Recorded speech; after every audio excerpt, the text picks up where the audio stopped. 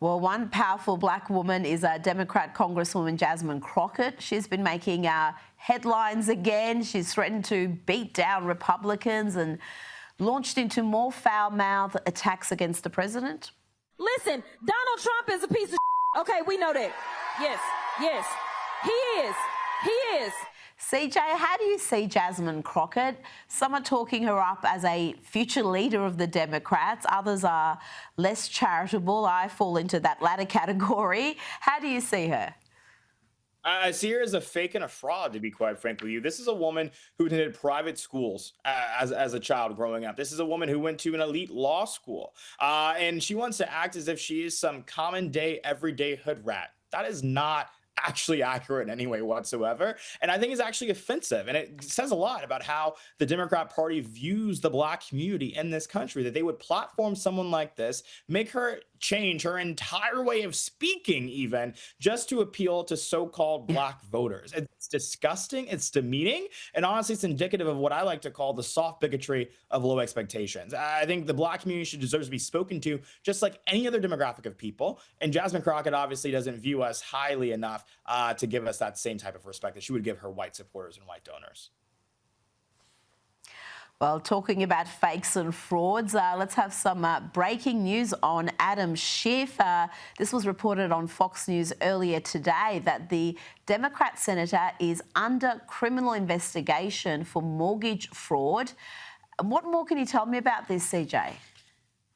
It's an insane story. This is an individual who apparently, claimed a primary residence, of course, in California, the state where he represents, albeit poorly, but also claimed another property, which, of course, amounts to mortgage fraud.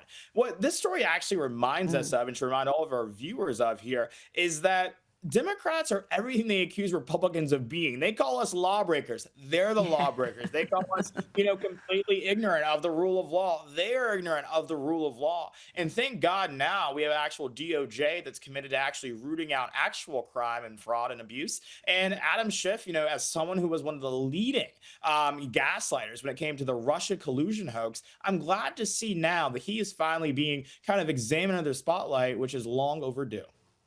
Now, CJ, before you go, the New York Post has a report today on how Donald Trump was debanked by two of America's biggest banks, JP Morgan and Bank of America.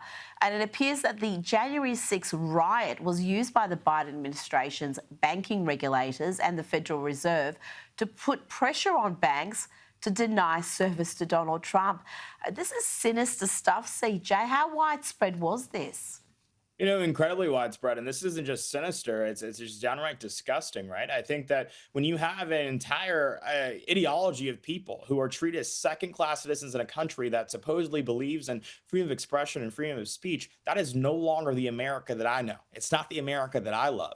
And I think that, there was this lie that existed for a long time that Joe Biden was going to be the centrist president, right? The centrist Democrat who would govern from the middle.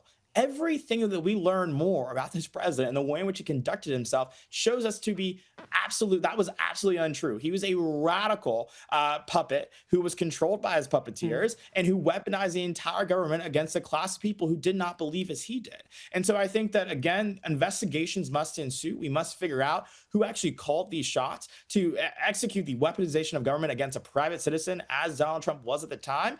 Isn't just grossly wrong, but it reeks of criminality. And I think that we need to take a hard look at that and get justice where it is deserved. CJ Pearson, thank you so much for your time tonight. Thank you so much, Rita.